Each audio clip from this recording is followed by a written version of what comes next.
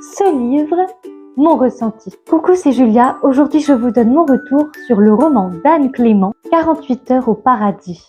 Nina vit dans le sud de la France, à Hyères-les-Palmiers.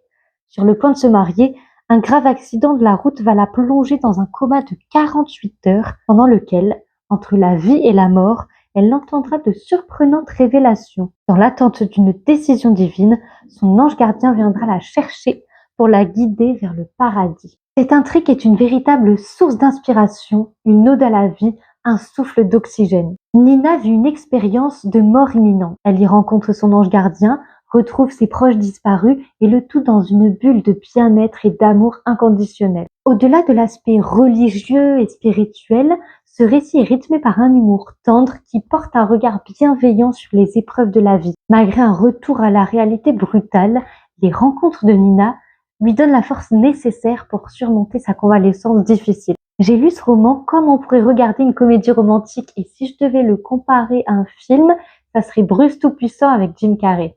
C'est un cocktail subtil de surnaturel, de leçons de vie, d'amour et d'humour qui donne un sens à l'existence et foi en l'humanité. J'ai terminé ce livre avec un sentiment puissant de gratitude et de sérénité. Il donne envie d'avancer sans peur, en confiance et avec cette foi, cette conviction intime que nos êtres disparus veillent sur nous en permanence et nous attendent simplement de l'autre côté du chemin. Quoi qu'il en soit, c'est une œuvre qui fait du bien et qui peut s'ajouter à la liste des livres à garder à portée de main dans les moments de doute.